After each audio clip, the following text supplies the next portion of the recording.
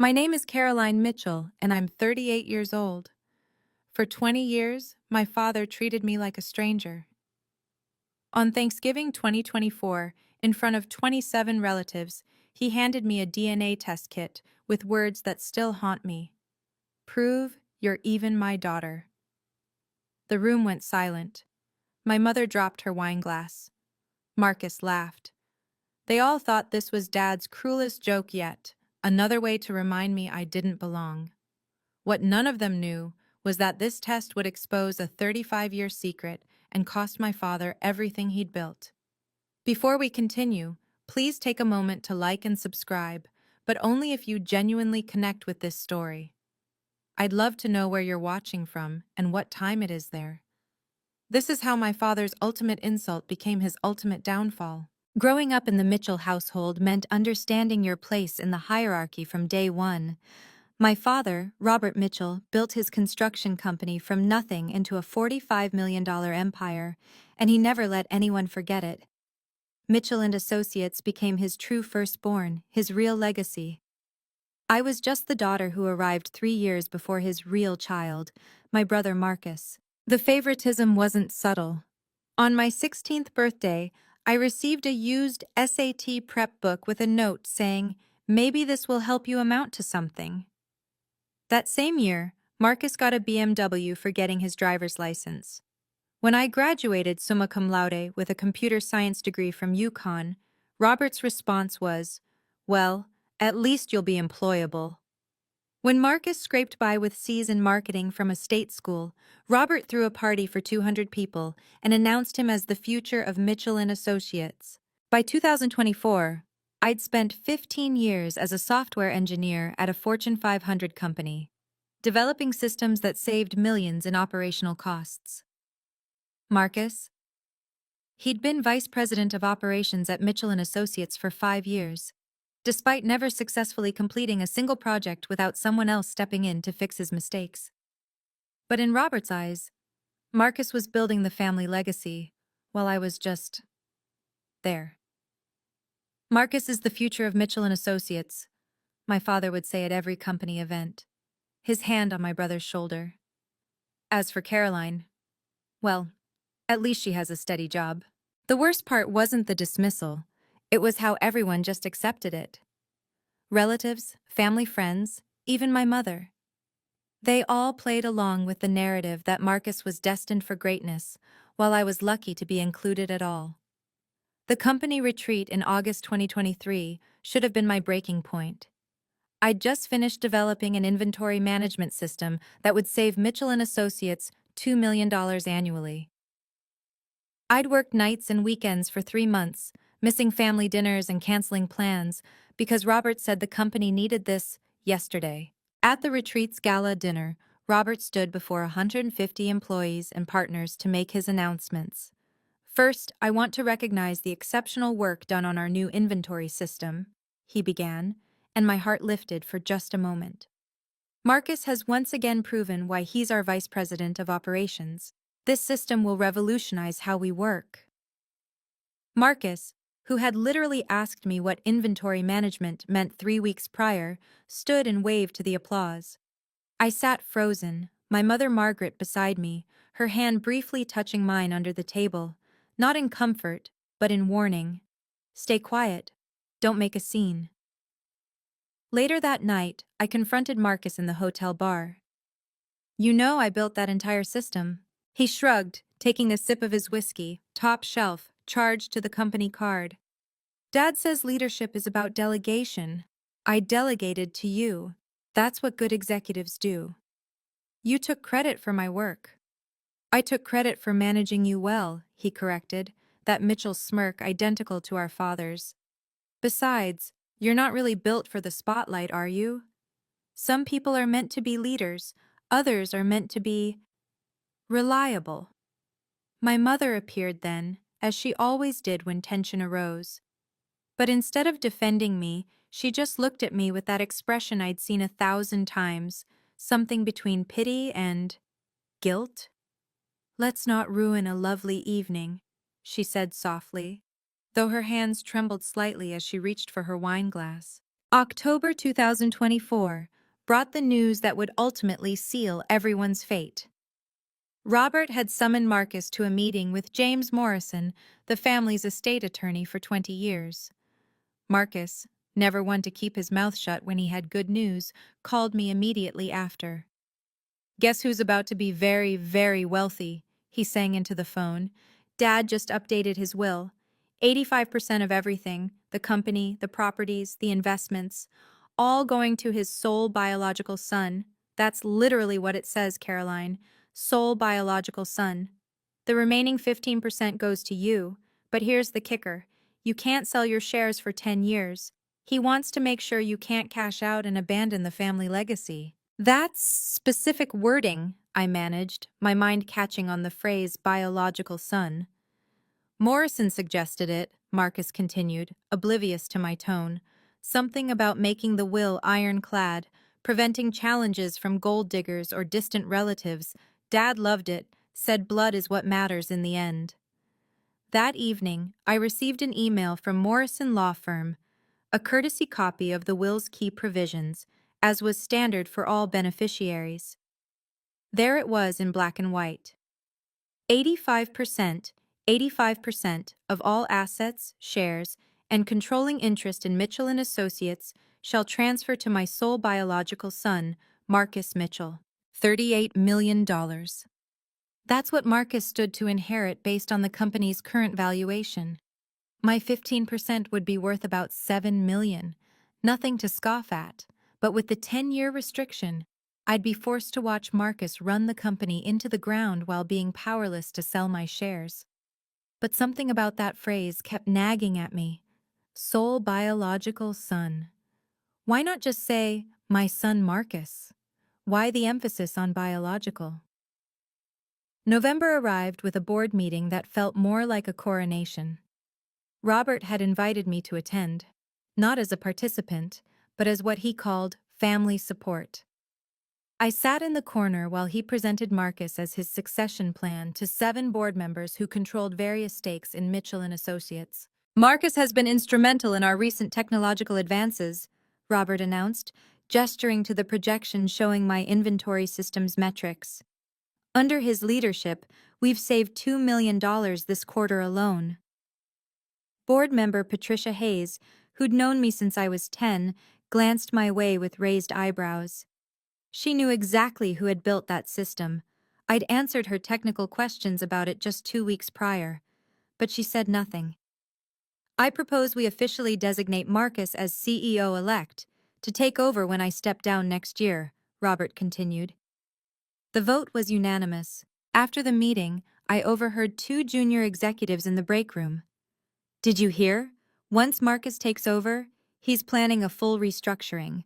Apparently, anyone who's not his people should start updating their resumes."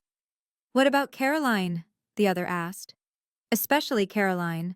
Marcus told Brad she's been riding on family connections for too long, says it's time for merit-based employment." I almost laughed at the irony. Marcus, who couldn't code a simple HTML page, talking about merit-based employment. That night, my mother called. "Thanksgiving is in 2 weeks," she said, her voice strangely flat. "Your father wants everyone there. The whole family, some business partners. He says he has something special planned."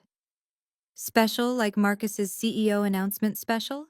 There was a long pause. "Just be prepared for anything, Caroline. And maybe don't take everything so personally." But everything was about to become very, very personal. If you've ever experienced favoritism in your family, drop a comment and share your story. Don't forget to subscribe and hit the notification bell so you don't miss the climax that's coming. What do you think will happen with that DNA kit? Take a guess in the comments. Thanksgiving at the Mitchell estate in Greenwich was always a performance, but this year felt different. 27 people gathered in the dining room that could have been featured in Architectural Digest. Family members, Robert's business partners, even Thomas Crawford, his former CFO who'd been mysteriously fired back in 1990 but somehow remained in Robert's social circle. Robert stood at the head of the table, crystal glass raised, his face glowing with pride. Before we feast, I want to make a toast to family, to blood, to legacy. His eyes found Marcus. To my real son, who carries the Mitchell name forward with honor. Everyone raised their glasses. I raised mine too, the words real son echoing in my ears. Then came the gifts. Robert had decided to make Thanksgiving special by giving out early Christmas presents. Marcus received a Rolex Submariner. For the future CEO, Robert announced. My cousins got various expensive gadgets. Then Robert reached me, holding a small box with a red bow. The room quieted. And for Caroline, he said, loud enough for everyone to hear, something I think we've all been curious about for years. I opened the box. Inside was an ancestry DNA kit. The room went silent. Someone gasped. My mother's wineglass slipped from her hand, shattering on the floor. Robert's smile was razor sharp. Just to put all those family jokes to rest, let's see if you're really mine, shall we? I mean, you've never quite fit in, have you? Maybe this will explain why. 27 pairs of eyes watched me. Marcus was actually laughing. Oh, come on, Caroline, it's just a joke. Unless you're worried about something? I looked at the kit, then at Robert, then at my mother frantically trying to clean up the wine with shaking hands. You want me to take this test? I asked calmly. If you're really a Mitchell, you've got nothing to hide. I stood up slowly, the DNA kit in my hands. The room held its breath. I'll take your test, I said, my voice carrying across the silent dining room. On one condition. Robert's smirk widened. You're hardly in a position to make conditions. It's only fair that Marcus takes one too, I continued, turning to my brother. After all, if we're verifying bloodlines for the family records, shouldn't we be thorough? Marcus's laughter cut off abruptly. That's ridiculous. Everyone knows I'm Dad's son. I look just like him. Then you have nothing to worry about. I echoed his earlier words back to him. Unless you're worried about something? The room buzzed with whispers. Some of the business partners looked uncomfortable, but others seemed intrigued by the drama unfolding. Robert's jaw tightened. This is unnecessary. Marcus doesn't need to prove anything. But I do? I asked. In front of everyone here? Either we both take the test, or I walk out right now and you can explain to everyone why your joke only applies to one child. Thomas Crawford spoke up from his seat near the window. Seems fair to me, Robert. What's good for one should be good for both. My mother had gone pale, her hands gripping the edge of the table. This isn't necessary. It's Thanksgiving. We should be grateful for family, not this. Robert looked between us, calculating. His reputation was on the line now. Backing down would make him look weak. Fine, he said finally. Marcus will take the test too, to prove what we all already know. Marcus shrugged, his confidence returning. Whatever, this is stupid, but fine. I held up the kit. One more thing. The results get announced at the company gala next month, publicly. Since you wanted to make this public, let's go all the way. The next morning, we gathered in Robert's home office. He'd ordered 2 more DNA kits overnight, not from Ancestry DNA, but from GeneTech Labs, a medical-grade testing facility that provided legal documentation. If we're doing this, we're doing it right, Robert declared, as if the whole thing had been his idea. No room for doubt or error. James Morrison was present as a witness, along with Patricia Hayes from the board, who Robert had called to ensure transparency. I also insisted on recording the entire process on my phone, which Robert allowed with an eye roll. We each swabbed our cheeks according to the instructions, sealed our samples in the provided containers, and signed the chain of custody forms. Morrison notarized everything. The results take 3 to 4 weeks, the GeneTech instructions stated. Legal documentation will be provided with all results. Perfect timing, Robert said. The company gala is December 15th. We'll have the results by then. As I placed my sample in the prepaid shipping box, Marcus leaned over. You realize you're just embarrassing yourself more, right? When these come back, everyone will know Dad was right about you all along. Maybe, I said, sealing the box. Or maybe everyone will finally know the truth. My mother, who had been silent throughout the process, suddenly spoke. I need to lie down. I'm not feeling well. She left the room quickly, but not before I caught her expression in the mirror by the door. Pure terror. That evening, she started taking anxiety medication. I know because I saw the prescription bottle on her bathroom counter when I stopped by to check on her. The prescription was dated that day, November 29th, 2024. Something was about to surface that had been buried for 35 years, and my mother knew exactly what it was. 3 days after we sent the tests, my mother showed up at my apartment unannounced. She'd never done that in the 5 years I'd lived there. We need to talk, she said, pushing past me into the living room. About the tests. You need to call the lab and cancel them. Why would I do that?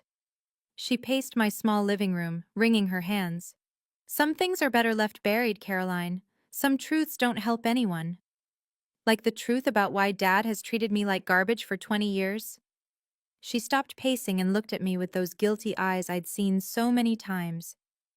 Your father was on a business trip in 1989, the Peterson Project in Chicago. He was gone for 3 months. So? Marcus was born in January 1990. Her voice was barely a whisper. Do the math, Caroline. I did. Marcus would have been conceived in April 1989. Dad was in Chicago. Yes. She sank onto my couch. But Thomas Crawford wasn't. Thomas Crawford, Robert's former CFO. The man who'd been at Thanksgiving dinner, who'd supported my suggestion that Marcus also take the test. You and Crawford? She pulled an old photograph from her purse, her and Crawford at some company function, standing closer than colleagues should. It only happened once.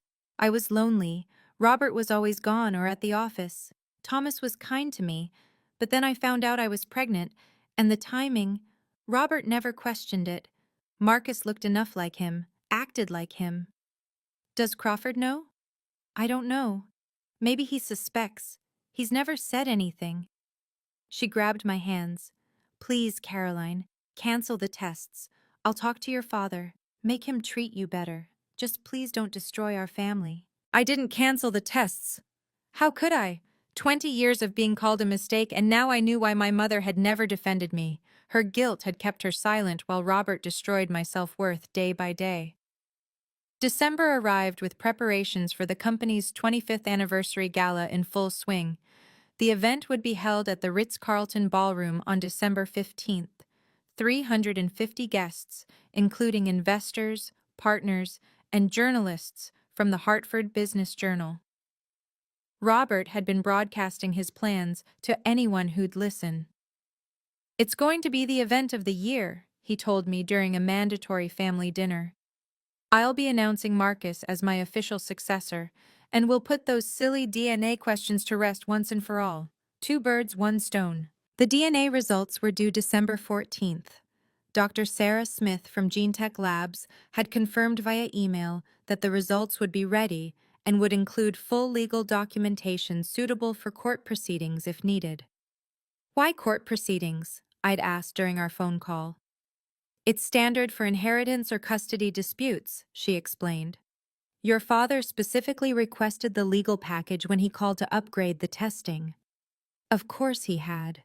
Robert wanted ironclad proof that I wasn't his, probably to justify writing me out of the will entirely. I spent those weeks preparing something of my own. A simple PowerPoint presentation, just 10 slides. Nothing fancy. Just spaces for test results, some highlighted sections of the will, and a few email screenshots. I saved it on a USB drive that I kept in my pocket at all times. My mother called 17 times in those 2 weeks. I didn't answer once. Marcus sent cocky texts about practicing his CEO speech. Robert sent a reminder to dress appropriately for the gala. The storm was coming, and they had no idea they'd created it themselves. December 14th, 3:00 p.m. The email from GeneTech Labs arrived while I was in my office. supposedly working, but really just staring at my inbox and refreshing every 30 seconds. Subject: DNA test results. Legal documentation package attached. My hands shook as I opened the PDF. 3 test results, each with its own detailed breakdown. Caroline Mitchell, biological daughter of Robert Mitchell. Probability of paternity, 99.99987%. My heart stopped. Then I scrolled to the next page. Marcus Mitchell, not biologically related to Robert Mitchell. Probability of paternity, 0.0%. But it was the third page that made me gasp out loud. Marcus Mitchell, biological son of Thomas Crawford. Probability of paternity, 99.991%. They'd run Marcus's sample against Crawford's DNA from their commercial database. Apparently, Crawford had taken a gene-tech ancestry test years ago, and when you agree to their terms, they can use your DNA for family matching services. I read the results 5 times, not because I didn't believe them, but because suddenly everything made sense. The guilt in my mother's eyes. Robert's insistence that I wasn't really his. He'd been projecting his subconscious doubts about Marcus onto me for 2 decades. The irony was so perfect it felt like fiction. The son he'd worshipped, groomed, handed everything to on a silver platter, wasn't even his. While the daughter he'd tortured, dismissed, and tried to humiliate with a DNA test, I was his only biological child. I forwarded the results to my personal attorney with one question. Given the will's language about sole biological son, what happens to the inheritance? Her response was immediate. If proven accurate, Marcus inherits nothing. The clause becomes void. As the only biological child, you would have grounds to contest the entire will. Tomorrow's gala was about to become very, very interesting. I spent the rest of December 14th crafting my presentation with surgical precision. 10 slides that would dismantle 20 years of lies in 10 minutes. Slide 1. A photo of our family at last year's company gala. Robert's arm around Marcus. Me standing to the side, barely in frame. Slide 2. The title. DNA results as requested by Robert Mitchell. Slides 3 to 5. My results, blown up large enough for the back of the ballroom to read. Each percentage highlighted, the Gene Tech Labs logo prominent, Dr. Smith's certification signature clear. Slide 6-8. Marcus's results. The 0% probability of Robert's paternity in 72-point font. Then the Crawford match, equally enlarged. Slide 9. The will's exact language, with sole biological son highlighted in yellow. Slide 10. An email from James Morrison sent an hour ago after I'd forwarded him the results. Based on these certified results, the inheritance clause regarding Marcus Mitchell would be legally void. The estate would need to be redistributed according to intestate succession laws, or the will would need to be rewritten. I also prepared backup documentation, the full gene tech report, the video of our sample collection, the notarized chain of custody forms. Everything loaded onto 3 separate USB drives plus backed up to the cloud. At 11 p.m., I sent an email to Patricia Hayes and 3 other board members. Please attend tomorrow's gala. There will be an important announcement regarding the company's future leadership that directly affects shareholder interests. Then I turned off my phone, poured myself a glass of wine, and practiced my speech one more time. This isn't about revenge, I said to my reflection. This is about truth. This is about justice. This is about finally getting what I deserve. Tomorrow, the Mitchell dynasty would crumble, and I would be the only Mitchell left standing. The story is about to reach its climax. Can you guess Robert's reaction when he learns the truth? Like this video if you support Caroline. Share it with anyone who needs motivation to stand up for themselves. Comment justice if you want to see what happens next. December 14th, midnight. My phone, which I'd turned back on briefly, showed 17 missed calls from my mother, 5 from Marcus and none from Robert. There were also text messages. Mom. Caroline, please answer. We need to talk. Mom. I know you got the results. Please. Mom. Don't do this. Marcus. Why is Mom crying? Marcus. She won't tell me what's wrong. Marcus. This is about tomorrow, isn't it? Marcus. Whatever you're planning, it won't work. Marcus. Dad says you're just jealous. Pathetic. I turned the phone off again and went to bed, but sleep wouldn't come. I kept thinking about all the moments that led to this.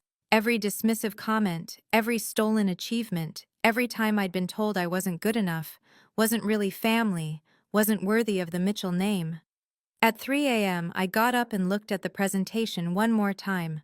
For a moment, just a moment, I considered my mother's plea.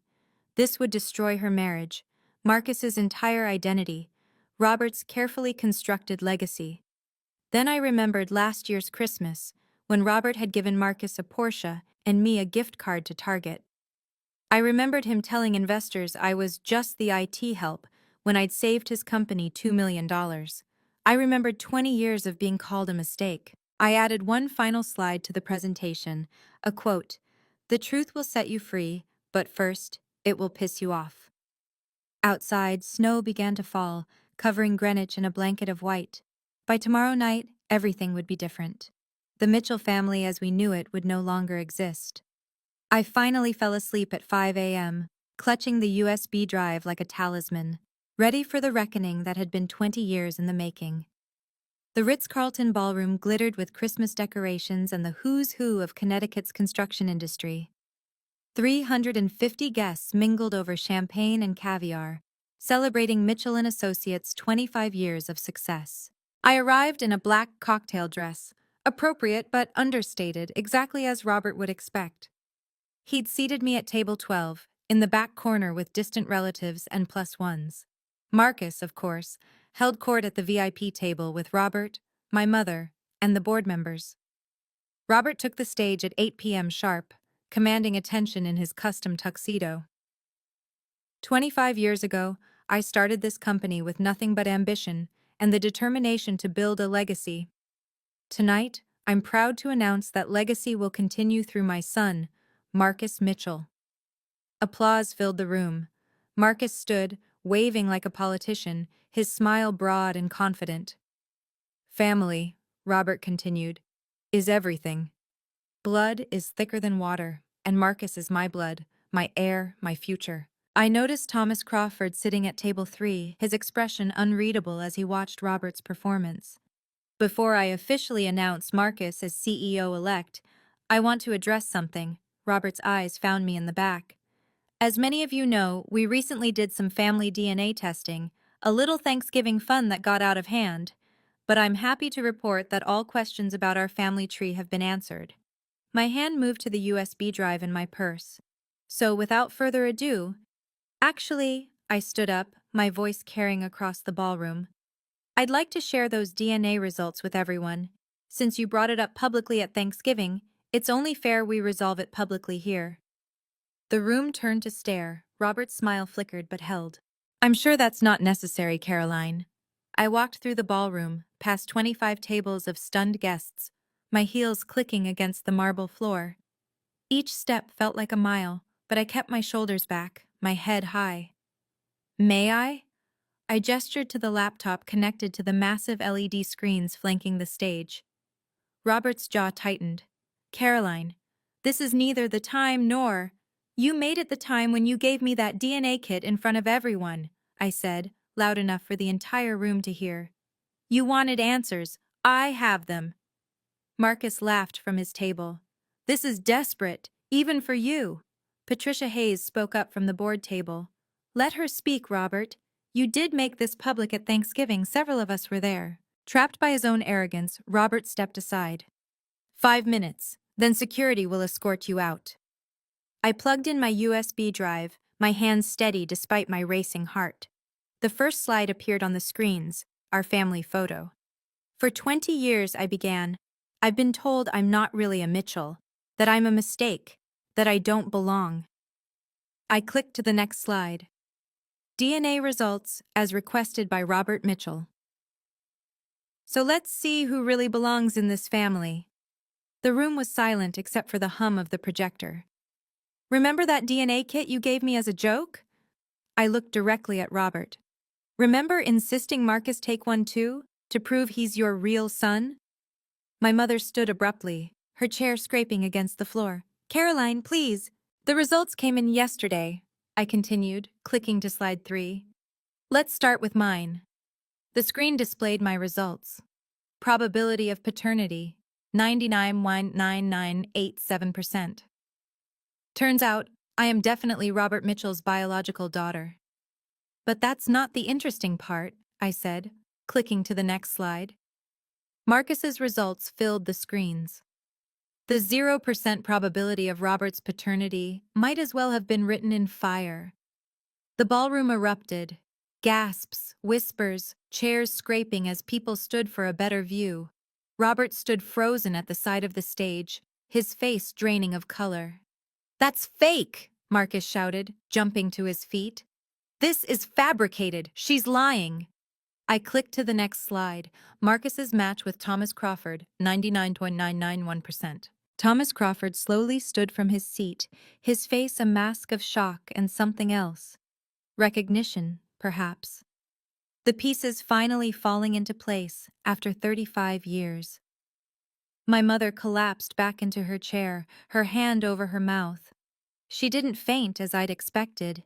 She just sat there, tears streaming down her face. The secret she'd carried for so long finally exposed.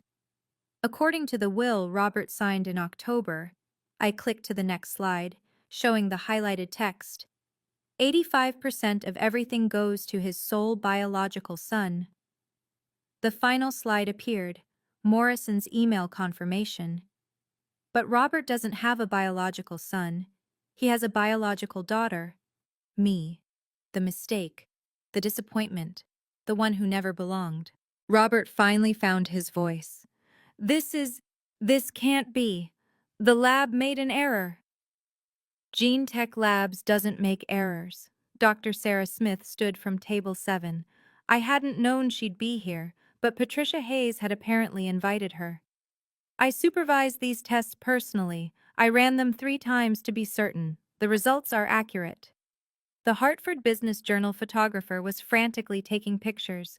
Board members were huddled in heated discussion. And Marcus. Marcus looked like his entire world had just imploded. Because it had. This is a setup, Marcus shouted, pushing through the crowd toward the stage. She paid someone off. This isn't real. Dr. Smith walked to the microphone with calm authority. I'm Dr. Sarah Smith, Director of Genetic Services at Gene Tech Labs. I stake my professional reputation on these results. We maintained strict chain of custody, which was witnessed and notarized by Mr. James Morrison. Morrison stood reluctantly. The sample collection was properly witnessed and documented. I have the video evidence and signed forms. Furthermore, Dr. Smith continued, Mr. Crawford's DNA was already in our database from a test he took 3 years ago. The match with Marcus Mitchell was discovered through our standard relative matching protocol. Patricia Hayes stood at the board table. Robert, given this information, we need to convene an emergency board meeting tonight. You can't do this! Robert's composure finally cracked completely. This company is mine. Marcus is my son. I raised him. You raised him, I agreed, still at the microphone. But he's not your biological son. And according to your own will, that's all that matters. Your words, not mine. I pulled out my phone and showed the email I'd sent to the board 5 minutes before taking the stage. The full Gene Tech report, the video evidence, everything. The board has all the documentation, I announced. So does the Hartford Business Journal as of... I checked my phone. 30 seconds ago. Marcus lunged toward me, but security intercepted him. The same security Robert had threatened to use on me. You destroyed everything, Marcus screamed as they held him back. You vindictive! I didn't destroy anything, I said calmly. I just told the truth. The DNA test was your father's idea, remember? Robert grabbed the microphone, his hands shaking. "This changes nothing. I'm still the CEO. I'm still the majority shareholder." "Actually," Patricia Hayes announced, having just finished a hushed phone call, "the board has voted 7-2. You're temporarily suspended pending a full investigation into potential fraud regarding the misrepresentation of company leadership succession." "You can't." "We can and we did," Patricia continued. "You've been grooming someone with no legitimate claim to the company while overlooking your actual heir. Our shareholders could sue us into oblivion." Robert turned to my mother, who still sat frozen at the VIP table. "Margaret, tell them this is a mistake. Tell them!" She stood slowly, her voice barely audible even with the microphone. "It's true. All of it. Thomas and I. It was just once. I'm so sorry." The room exploded again. Thomas Crawford was surrounded by people asking questions. Marcus had to be physically restrained from charging at Crawford, screaming, "You knew! You had to have known!" "The lawyers will sort this out," Robert said desperately. "The will can be contested." "With what grounds?" I asked. "You specified biological son. You insisted on DNA tests. You created the situation entirely on your own." I turned to address the room one final time. For 20 years, this man told me I was worthless, that I didn't deserve the Mitchell name. He built his golden boy up on a foundation of lies while tearing me down with what he thought was the truth. But the real truth is poetic justice. Security began escorting Marcus out as he continued shouting threats and profanities. Robert stood alone on the stage, his empire crumbling around him, finally understanding what it felt like to be the one who didn't belong. The emergency board meeting convened in the hotel's conference room at 10 p.m. I wasn't supposed to be there, but Patricia Hayes insisted I attend as the only legitimate Mitchell heir present. The vote was swift and decisive. Robert was removed as CEO effective immediately. Marcus's position as vice president was terminated with 2 weeks standard severance, the minimum required by law. "We need stable leadership," Patricia announced. "Someone who understands the company and has proven competence." The board unanimously appoints Caroline Mitchell as interim CEO. I hadn't expected that. "I'm not sure I'm ready." "You built the system that saved us $2 million, board member William Chen interrupted. "You have an engineering degree and 15 years of corporate experience. You're more qualified than Marcus ever was." James Morrison had already drawn up the emergency paperwork. "Based on the DNA results and the will's specific language, the 85% controlling interest transfers to you immediately. The remaining 15% stays with Robert until the divorce proceedings determine otherwise. Within 48 hours, I would control $38 million in assets." Robert, who had been silent during the proceedings, finally spoke. "You planned this. You orchestrated everything." "No," I said simply. "You did. I just took the test you demanded. The truth did the rest." As we signed the papers, Patricia pulled me aside. "Your father built something impressive here, but he let his ego poison it. Don't make the same mistake." "I won't," I assured her. "I'm not interested in dynasties or golden children. I just want to run a good company." Security briefed me on the building's access codes. Robert's had already been deactivated. Tomorrow morning I would walk into Mitchell & Associates, not as the disappointment daughter, but as the owner. The reversal was complete. By morning, the story had gone viral. "Mitchell dynasty crumbles, DNA test reveals shocking family secret," ran as the Hartford Business Journal's lead story. Someone had leaked the video of my presentation. Within 48 hours, it had 2.3 million views and climbing. The comment sections were brutal, but mostly aimed at Robert. Poetic justice at its finest. He literally asked for this. "Imagine being so arrogant you destroy your own legacy with a DNA test." Robert's LinkedIn profile hemorrhaged followers, 15,000 lost in a week.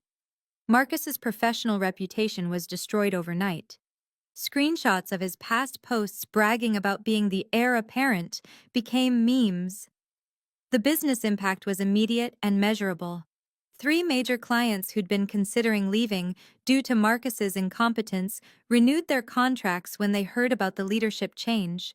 Stock value increased 8% in the first week under my leadership. I gave one interview to the Hartford Business Journal, keeping it professional. This company was built on hard work and innovation. We're returning to those values. The drama is over. Now we focus on business. But the media wouldn't let it go. The DNA test that destroyed a dynasty became a trending topic. Reddit threads dissected every angle. Someone even started a podcast about family business scandals, with our story as the inaugural episode. Thomas Crawford released a statement through his lawyer. I was unaware of Marcus's parentage until the DNA results were revealed. I'm willing to take responsibility and want to establish a relationship with my son, if he's willing. Marcus's response, posted on Instagram before his account went private: I don't need any of you. I'll build my own empire. The empire he'd been handed was gone. The empire he'd built himself remained to be seen. My mother finally told the whole truth during our first conversation after the gala. We met at a coffee shop, neutral ground, away from the ruins of the Mitchell estate. Your father was never home, she said, staring into her latte. The Chicago project, then Denver, then Houston. Thomas was kind. He listened.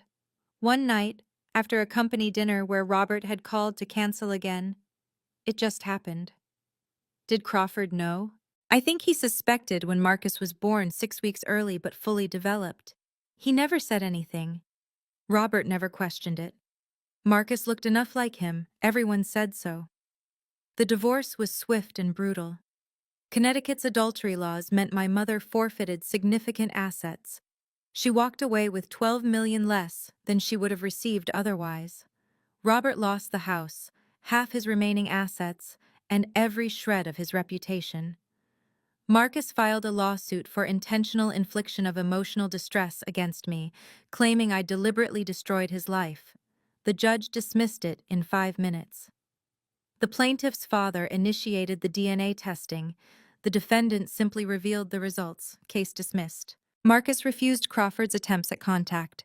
He also refused the entry-level position Crawford offered at his investment firm, the only job anyone would offer him.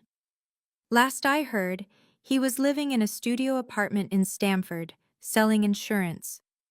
I'm sorry, my mother said during that coffee meeting. For everything. For not protecting you. For letting my guilt keep me silent while Robert hurt you. I know, I said. And I did know. But knowing and forgiving were different things. Can we try to rebuild something? Maybe, I told her, but not now. I need time to figure out who I am when I'm not the family disappointment. Mitchell and Associates under my leadership became what it should have always been, a meritocracy.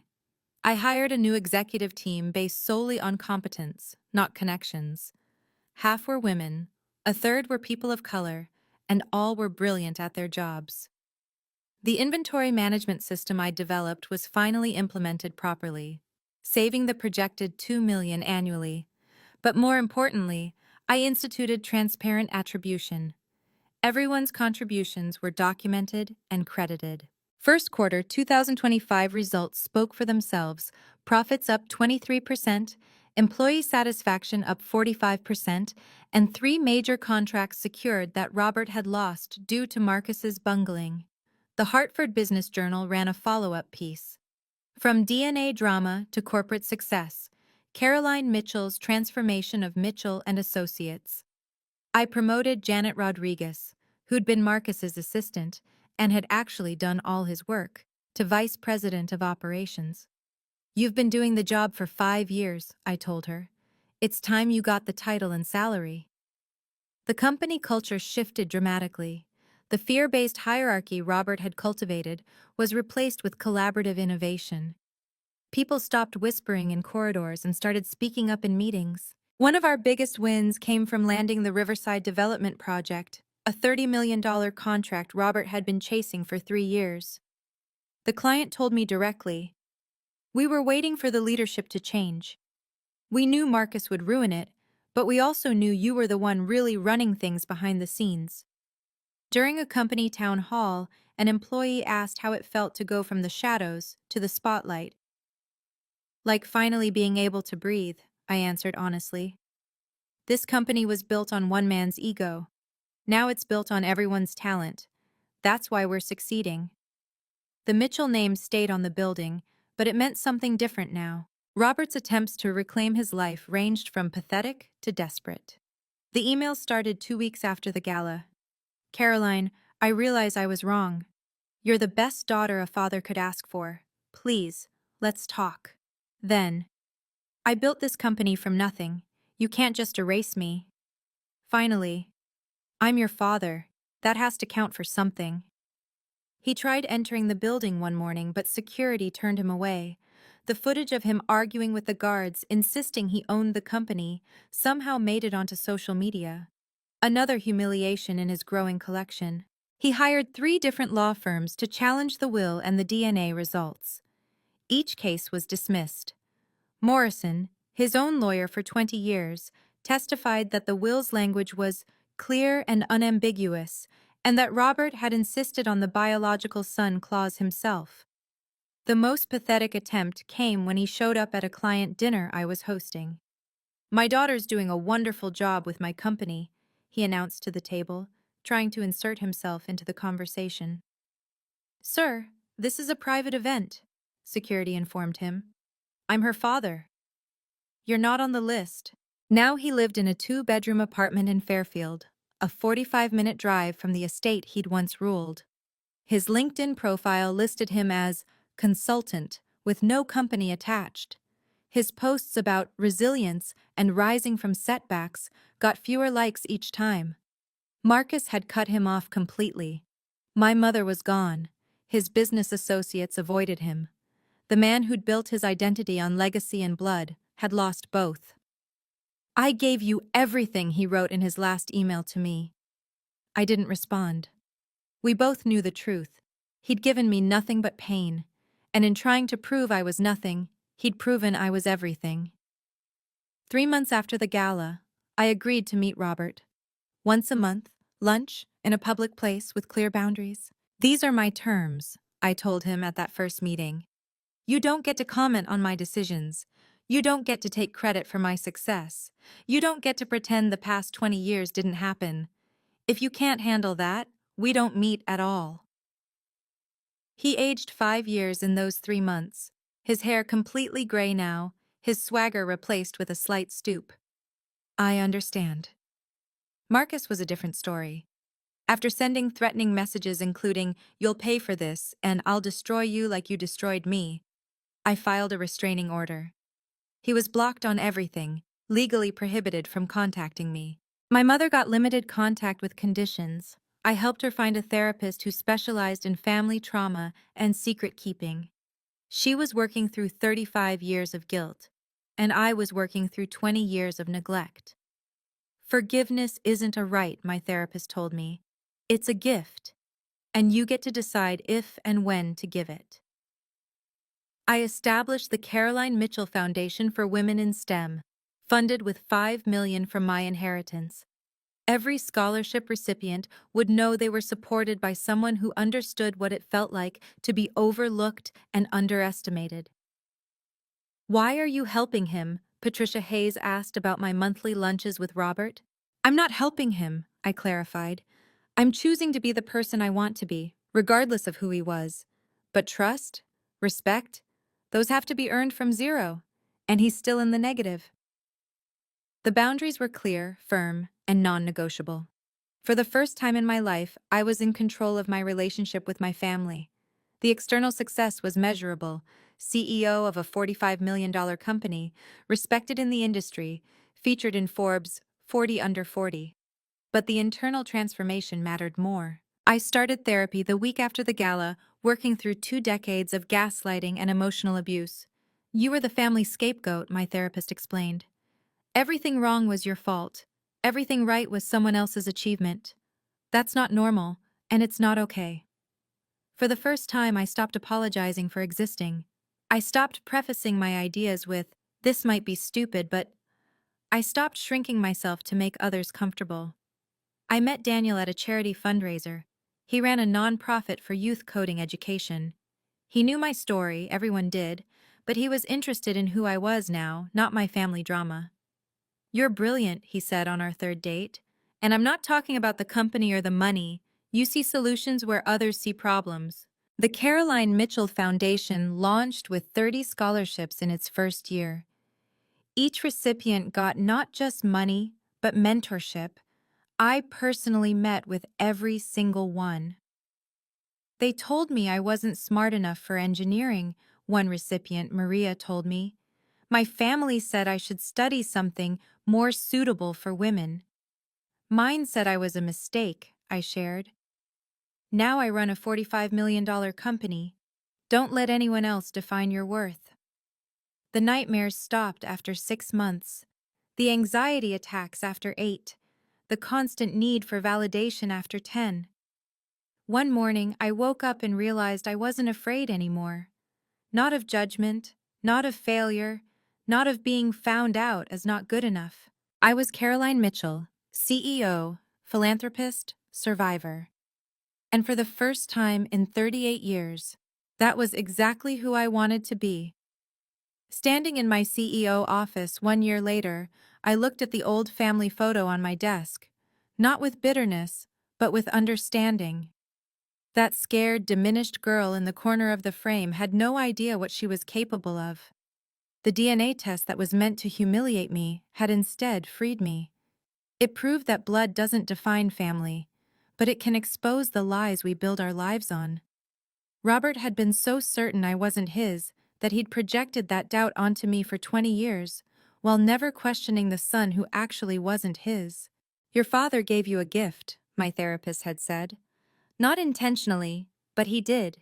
He showed you exactly who he was, publicly, undeniably. No more gaslighting, no more doubt. The truth set you free." The truth also taught me that when toxic people hand you a weapon, thinking it will destroy you, they often don't realize they're handing you the key to your freedom. Robert's cruelty became my catalyst. His DNA test became my evidence. His public humiliation became my public vindication. But the most important lesson? Justice isn't revenge. It's finally getting what you always deserved. I didn't destroy Robert. He destroyed himself with his own arrogance. I just refused to keep his secrets anymore. "Thank you for the DNA kit, Dad," I said to the photo, then placed it in my desk drawer. "It was the best investment you ever made in me." The Mitchell empire Robert built on blood and favoritism was gone. In its place stood something stronger, a company built on merit, a leader who earned her position, and a woman who finally knew her worth. The mistake had become the only true Mitchell, and that was the greatest irony of all. Thank you for listening to my story. If you're struggling with toxic family dynamics, remember, you deserve respect, regardless of blood relations. Subscribe to hear more stories about justice and courage. Share this video with someone who needs to hear that they're not alone in their struggle. Comment boundaries if you believe in standing up for yourself and setting healthy limits. Until next time, remember, sometimes the best revenge is simply revealing the truth.